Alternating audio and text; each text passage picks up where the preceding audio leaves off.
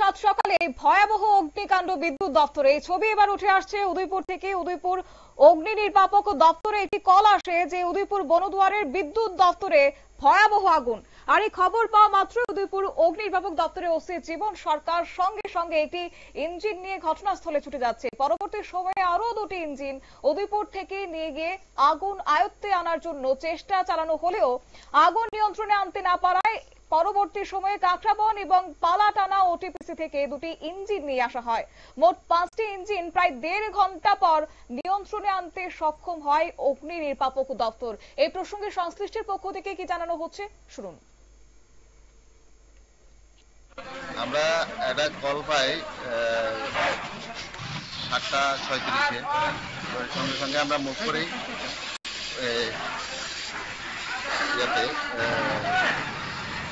বনদুয়ার electric বিষয়।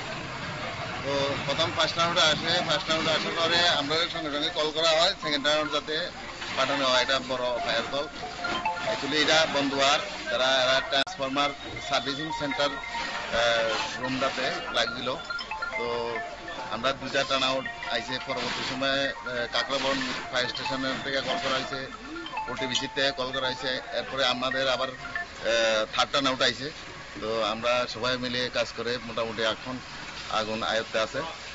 তো একটা এটা কিসের থেকে লাগবে এখন এটা আমরা মানে ঠিকভাবে বলতে পারছি না, এটা একটু জিজ্ঞাসা করতে হবে। পরিস্থিতি কি আছে এখন স্যার বর্তমানে? এখন মোটামুটি নরমাল আছে। অফ ডিউটি এবং অন ডিউটি কি আপনারা সবাই আছে এখন? অ্যাকচুয়ালি আমাদের যত স্টাফ আছে লোকাল আর অন ডিউটি অফ ডিউটি সব স্টাফকে আমি ডেকে এখানে পাঠিয়ে দিয়েছি। মোটামুটি সবাই কাজ করেছে, কাজ করে মোটামুটি এখন ফার্স্ট কল আপনারা কটার সময় পাইছেন? 7:37। মানে এখন কি পরিস্থিতি, কি আরো কি কোনো খারাপের দিকে আসে? না না না, এখন একদম মোটামুটি পরিস্থিতি। কতক্ষণ সময় লাগতেছে আপনারা তাহলে নিয়ন্ত্রণে আনতে? আরো ঘন্টা খানেক তো লাগছে। টোটাল কি প্রায় 3.5 ঘন্টা? এবার না, 7:37, এখন তো 9টা বাজে, তো 1.5 ঘন্টা। আপনারা শুনলেন তাদের পক্ষ থেকে বক্তব্য। তবে এই প্রসঙ্গে যাবো বিস্তারিত, আমাদের সঙ্গে যুক্ত হয়ে গেছে প্রতিনিধি সৌমেন সেন। সৌমেন, আজকে এই লেলিহান শিখা দেখতে পেয়ে গোটা এলাকাতে একটা চাঞ্চল্য ছড়িয়ে পড়েছে, তবে বর্তমান পরিস্থিতি কি রয়েছে? বর্তমানে তো পরিস্থিতি স্বাভাবিক রয়েছে, কারণ তোমার যেই সময়টাতে এখানে অগ্নিসংযোগ ঘটে বা বলতে পারে যে অগ্নিকাণ্ডের ঘটনা ঘটে, সেটা অগ্নিকাণ্ড 7:37। প্রত্যক্ষদর্শী যারা প্রথম দেখেছে তখন 7:37 সেই সময় আগুন ধরে যায় এবং তার খবর পাওয়ার পর তোমার উদয়পুর থেকে শুরু করে কাকরাবন, ওটিবিসি এবং উদয়পুর যে ফায়ার স্টেশন আছে, এখানে ছোট ছোট যে ইঞ্জিনগুলি রয়েছে, ছোট গাড়িগুলি, সেগুলিও যায়। তো 5টা ইঞ্জিন এখানে কাজ করেছে।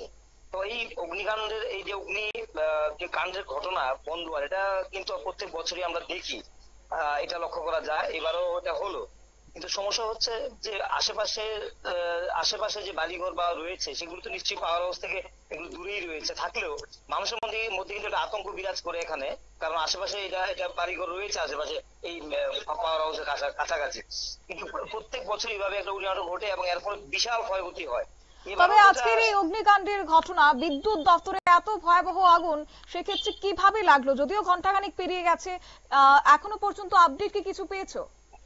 কিভাবে লেগেছে এটা পরিষ্কার জানা যাচ্ছে না, কিন্তু তোমার ধারণা করা হচ্ছে যেহেতু প্রচন্ড এখন গরম এবং সূর্যের কিরণ রয়েছে, সেখানে কোনোভাবে কিছু পড়েছিল কিনা সেটা এখনো বলা যায় না। এটা তদন্তের বিষয়। এখানে আমরা এটা ধরো হঠাৎ করে বলে দেওয়াটা এটা সমীচীন হবে না। কিন্তু এটা ঘটনা যে এখানে 27 লক্ষ থেকে 28 লক্ষ টাকার ট্রান্সফরমার বা যন্ত্রপাতি পুরো ছাই হয়ে গেছে। যেহেতু এটা একটা ওয়ার্কশপের ছিল বা গোডাউনের মতো ছিল, এখানে বিদ্যুৎ দপ্তরে যে গুরুত্বপূর্ণ তোমার ট্রান্সফরমার থেকে শুরু করে বিদ্যুৎ তেল লাগে, ট্রান্সফরমারে মূল্যবান তেল, এগুলি কিন্তু হাই মানে এগুলি ফুয়েল মানে প্রচন্ড, কিন্তু এগুলি দাহ্য পদার্থ তৈরি। তো সেগুলি পুড়েছে, যার কারণে একটা বিভৎস আঘাত ধারণ করেছে। যদিও আগুনটা ছড়ায়নি, তা আগুনটা তারা ফায়ার ইঞ্জিন গিয়ে আগুনটা কন্ট্রোল করতে পেরেছে। বলা যায় ক্ষয়ক্ষতি হয়েছে, কিন্তু রক্ষার পরিমাণটা নিশ্চয়ই বেশি। এখানে প্রায় 5 কোটি টাকার উপর কিন্তু জিনিসপত্র ছিল। তো সেই জায়গা থেকে কিন্তু অনেকটাই রক্ষা করা গিয়েছে বলা যায়। এর কারণে শহরে বিদ্যুৎ বিভ্রাট অনেকক্ষণ ছিল, বিদ্যুৎ ছিল না এর ফলে। কিন্তু মানুষের মধ্যে একটা আতঙ্ক যে প্রায় সময় এইভাবে এত বিভৎস ভাবে আগুন লাগে, এর কারণটা কি? বিদ্যুৎ পরিষেবা কি এখন স্বাভাবিক হয়েছে এলাকায়? হ্যাঁ, পরিস্থিতি স্বাভাবিক, এখন পরিস্থিতি স্বাভাবিক হয়ে গেছে। এবং 7:37 যেহেতু এখন ঘড়ি কাটায় বাজে 1:30 বাজে, তো কিছু আগুনের যখন কিছু ছিল, ফুলকি ছিল, সেগুলি পরবর্তীতে ফায়ার সার্ভিস তারা কর্মীরা দাঁড়িয়ে থেকে এটাকে নিভিয়েছে। এটা বলা যায়, এতটুকু আপডেট কিন্তু আমাদের কাছে রয়েছে শতাব্দী। তবে আরো একটি প্রশ্ন চিহ্ন যেখানে মাথা চাড়া দিচ্ছে যে প্রত্যেক বছর যদি এই ছবি ধরা পড়ে এইভাবে অগ্নিকাণ্ডের ঘটনা, তারপরও কেন যথাযথ ব্যবস্থা নেওয়া হচ্ছে না, যার কারণে একটা আতঙ্কের পরিবেশ রীতিমতো কায়েম হয়ে রয়েছে, কিংবা স্থানীয়দের মধ্যে একটা তারা আতঙ্কে বিরাজ করছেন। দেখো শতাব্দী, বন্দোয়ার ফায়ার যে পাওয়ার হাউস, এটা কিন্তু গুরুত্বপূর্ণ। এখান থেকে একটা বিস্তীর্ণ এলাকার মানুষের বাড়ি বাড়ি বিদ্যুৎ গিয়ে পৌঁছায় এর মাধ্যমে।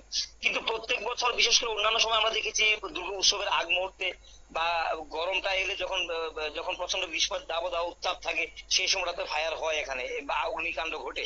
কিন্তু এটা চলমান মনে হচ্ছে প্রত্যেক বছর এটা হচ্ছে। আমরা এগুলো নিয়ে কথা বলছি, তারা বলছে দেখছি, দপ্তর বলছে বলছে, কিন্তু এটা থেকে কিন্তু উত্তরণ ঘটছে না।